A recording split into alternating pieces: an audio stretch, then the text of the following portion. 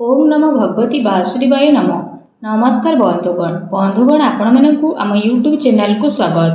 बंधुगण आज भिडियो रे आमे आपण मानकु कहिबाकु जाउछु आपणक पई आज आसंता कालीर दिनटी किपरि साब्यस्त हेबो, ए दुई दिन आपणकु किपरि कटेइबे, केउ सबु जिनिस रे आपणकु फायदा मिलिबो आउ केउ सबु जिनिस रे आपणकु सावधानता अवलंबन करबा पई पड़िबो, आपणकर लव लाइफ किपरि रहिबो, कैरियर किपरि रहिबो, बिजनेस आउ व्यापार किपरि रहिबो, ता सहित स्वास्थ्यर महत्वपूर्ण इनफॉरमेशन मध्ये आमे आपण मानकु देबु। आउ ए वीडियो शेष रे आमे आपण मानकु किछि उपाय विषय कहबु जहा द्वारा आपण ए दुई दिन को आहुरी अधिक शुभ और मंगलदायक बनै परिबे। फ्रेंड्स, आगो को वीडियो आरंभ करिया पूर्व आपनको हमर रिक्वेस्ट कि जदि आपण हमर ए चैनल ले नुआ आछथि तो चैनल को सब्सक्राइब करंतु, सांगरे नोटिफिकेशन बेल को मध्ये ऑन करंतु, जहा द्वारा समय समय सह हमर नुआ नुआ वीडियो रे नोटिफिकेशन आपणक पाखरे पहुंचिबो। आसंतु जानिबा किपरि रहिबो आपणक पई आजि आउ आसंता कालीर दिन। सबुठारु प्रथमे आमे आपण मानकु कहिबु कि कोन आपणक पई ए दुई दिन रे सतरे पॉजिटिव रहिबाकु जाउछि। जदि कहिबु फ्रेंड्स, आज आउ आसंता काली आपणक वित्तीय स्थिति रे काफी सुधार आसीबो। किछि नुआ आरंभ करिबा पई ए दुई दिन आपणक पई बहुत ही अनुकूल भरे रहिबो।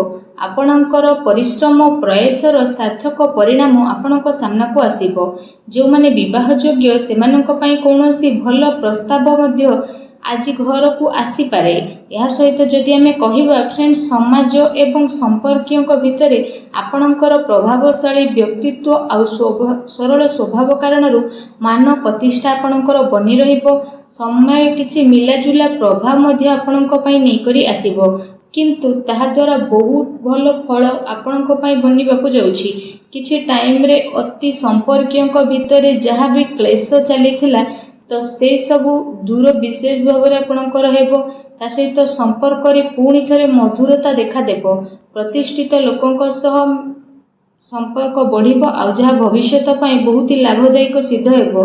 धार्मिक स्थल को जीवार प्रोग्राम मध्ये आपणकर बनिबो, जहा द्वारा बहुत अधिक शांति एवं हल्कापन आपण विशेष भाव में अनुभव करिवे।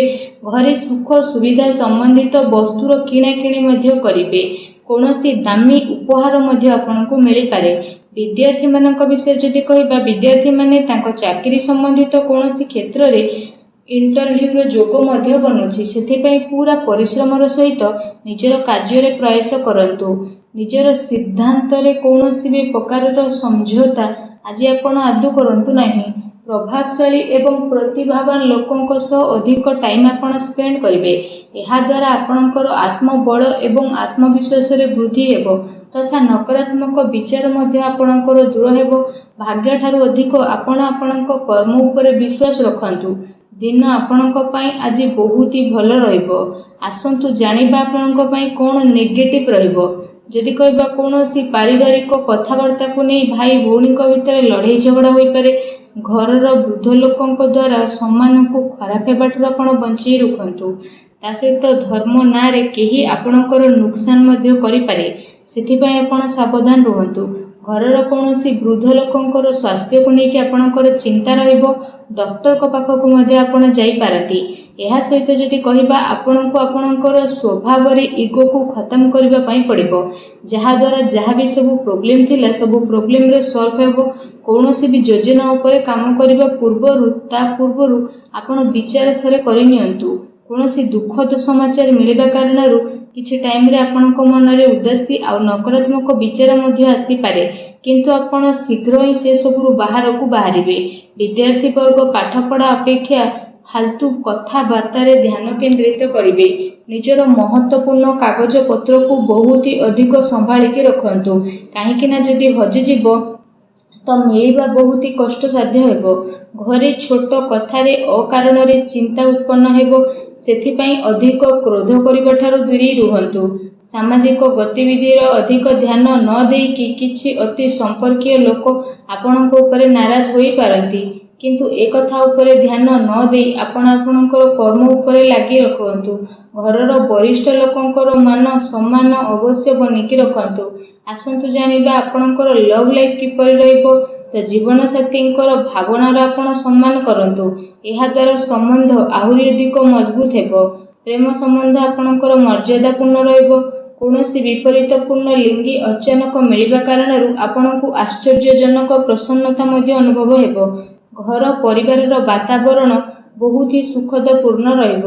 ପତି ପତ୍ନୀଙ୍କ ଆପୋଷିକ ସହଯୋଗ ଆପଣଙ୍କ ଘରେ ସୁଖ ଶାନ୍ତି ବନେଇକି ରଖିବ। ପ୍ରେମ ସମ୍ବନ୍ଧରେ ଆଗକୁ ଆସୁଥିବା ଟାଇମରେ ବିବାହରେ ପରିଣତ ହେବାର ପୂର୍ଣ୍ଣ ରୂପରେ ଯୋଗ ବନୁଛି। ଜୀବନ ସାଥୀଙ୍କର ଆପଣଙ୍କୁ ଏବଂ ଆପଣଙ୍କ କାର୍ଯ୍ୟରେ ପୂର୍ଣ୍ଣ ରୂପରେ ସହଯୋଗ ମଧ୍ୟ ମିଳିବ ତଥା ଘରେ ମଧ୍ୟ ଆପଣଙ୍କର ସକାରାତ୍ମକ ବାତାବରଣ ବନି ରହିବ। ଏହା ସହିତ ଫ୍ରେଣ୍ଡସ୍, ନିଜର ବ୍ୟସ୍ତତାରୁ ଆପଣ କିଛି ଟାଇମ ବାହାର କରିବେ ଆଉ ଯାହାଦ୍ୱାରା ଆପଣ ଆଗକୁ ମଧ୍ୟ ବଢ଼ିବେ।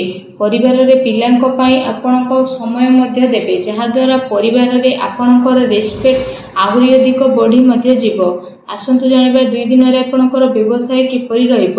ଯଦି କହିବା ବ୍ୟବସାୟରେ ଏବେ ବର୍ତ୍ତମାନ ପରିସ୍ଥିତିର ପ୍ରଭାବ ବନୁଅଛି। ଧନ ସମ୍ବନ୍ଧିତ ଲେଣ ଦେଣରେ ବହୁତ ଅଧିକ ଆପଣ ସାବଧାନ ହୋଇକି ରୁହନ୍ତୁ, କାରଣ ଧୋକା ହେବାର ସମ୍ଭାବନା ମଧ୍ୟ ବନୁଛି। ଚାକିରି ପେଶା ବ୍ୟକ୍ତିଙ୍କର ଅଫିସର ମାହୋଲ ବହୁତ ହିଁ ଶାନ୍ତିପୂର୍ଣ୍ଣ ବନିକି ରହିବ। କାର୍ଯ୍ୟକ୍ଷେତ୍ରରେ ଯଦି କୌଣସି ପ୍ରକାରର ନିବେଶ କରିବା ପାଇଁ ଚାହୁଁଛନ୍ତି ତ ବିଶେଷ ଭାବରେ ସେସବୁ କାର୍ଯ୍ୟକୁ ବହୁତ ଗମ୍ଭୀରତାର ସହ ଆପଣ କରିବେ। ଏହାଦ୍ୱାରା ଆପଣଙ୍କୁ ବହୁତ ହି ଭଲ ରେଜଲ୍ଟ ପ୍ରାପ୍ତ ହେବ। ଦିନ ଆପଣଙ୍କ ପାଇଁ ବହୁତ ହି ଭଲ ରହିବ। ଚାକିରିରେ ନୂଆ ସମ୍ଭାବନା ମିଳିବାର ଆଶା ରହିଛି। ଏହା ସହିତ କାର୍ଯ୍ୟକ୍ଷେତ୍ରରେ ଅନ୍ୟର ହସ୍ତକ୍ଷେପ ଦ୍ୱାରା କର୍ମଚାରୀଙ୍କ ଭିତରେ ମତାନ୍ତର ହୋଇପାରେ, ସେଥିପାଇଁ ନିଜର ନିର୍ଣ୍ଣୟକୁ ପ୍ରାଥମିକତା ଦିଅନ୍ତୁ ତଥା ବ୍ୟବସାୟିକ ଗତିବିଧିରେ ନିଜର କଡ଼ା ନଜର ରଖନ୍ତୁ। ଏହା ସହିତ ଚାକିରି ପେଶା ବ୍ୟକ୍ତିମାନେ ଅଫିସରେ ପଲିଟିକ୍ସର ଶିକାର ହୋଇପାରନ୍ତି, ତେଣୁ ଟିକେ ସାବଧାନ ରୁହନ୍ତୁ। ଏହା ସହିତ ଏ ଦିନରେ ଆପଣ କୌଣସି କାରଣରେ କାର୍ଯ୍ୟକ୍ଷେତ୍ରରେ ଅଧିକ ଟାଇମ ଦେଇପାରିବେ ନାହିଁ, କିନ୍ତୁ ସହଯୋଗୀ ଆଉ କର୍ମଚାରୀଙ୍କର ଉଚିତ ସପୋର୍ଟ ଆପଣଙ୍କୁ ମିଳିବ। ଚାକିରି ପେଶା ବ୍ୟକ୍ତିବିଶେଷଙ୍କୁ ନିଜର ଉଚ୍ଚ ଅଧିକାରୀଙ୍କର ପୂର୍ଣ୍ଣ ରୂପରେ ସହଯୋଗ ପ୍ରାପ୍ତ ହେବ ଏବଂ ବ୍ୟବସାୟିକ କ୍ଷେତ୍ରରେ ଆପଣଙ୍କର କାର୍ଯ୍ୟକ୍ଷମତାରେ ବହୁତ ଅଧିକ ସଫଳତା ମିଳି ମଧ୍ୟ ଯିବ। ସେଥିପାଇଁ ପ୍ରତ୍ୟେକ କାର୍ଯ୍ୟକୁ ଆପଣ ବିଶେଷ ଭାବରେ ବହୁତ ଗମ୍ଭୀରତାର ସହ କରନ୍ତୁ। ଚାକିରି ପେଶା ବ୍ୟକ୍ତିଙ୍କୁ ତାଙ୍କର କାର୍ଯ୍ୟକ୍ଷମତା ପାଇଁ ପ୍ରୋତ୍ସାହନ ପ୍ରାପ୍ତ ହେବ, ଯାହାଦ୍ୱାରା ସେମାନଙ୍କ ମନ ବହୁତ ହି ପ୍ରସନ୍ନ ମଧ୍ୟ ରହିବ। ଆସନ୍ତୁ ଜାଣିବା ଆପଣଙ୍କର ସ୍ୱାସ୍ଥ୍ୟ କିପରି ରହିବ। ଯଦି କହିବେ 2 ଦିନରେ ଆପଣଙ୍କ ସ୍ୱାସ୍ଥ୍ୟ ବହୁତ ହି ଉତ୍ତମ ରହିବ ତଥା ଆପଣ ଊର୍ଜାରେ ଭରପୁର ରହିବେ।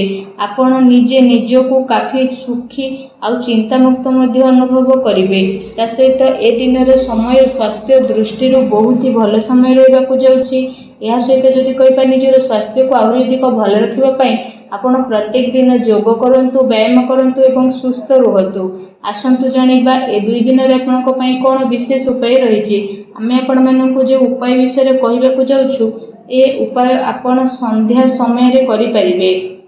ବିଶେଷ ଭାବରେ ଯଦି ଆମେ ଆପଣମାନଙ୍କୁ କହିବୁ କି ଆପଣମାନେ ବିଶେଷ ଭାବରେ ସନ୍ଧ୍ୟା ସମୟରେ ଘରର ଈଶାନ କୋଣ ଅର୍ଥାତ୍ ଘରର ଉତ୍ତର ପୂର୍ବ କୋଣରେ ଏବଂ ଘରର ପୂଜା ସ୍ଥଳରେ ଆପଣମାନେ ଗୋଟେ ଘିଅର ଦୀପଟିଏ ପ୍ରଜ୍ୱଳନ କରନ୍ତୁ। ଏହାଦ୍ୱାରା ମାନସିକ ଭାବରେ ଆପଣଙ୍କୁ ଶାନ୍ତି ମିଳିବ ଆଉ ନକାରାତ୍ମକ ଶକ୍ତିର ମଧ୍ୟ ବିନାଶ ହେବ।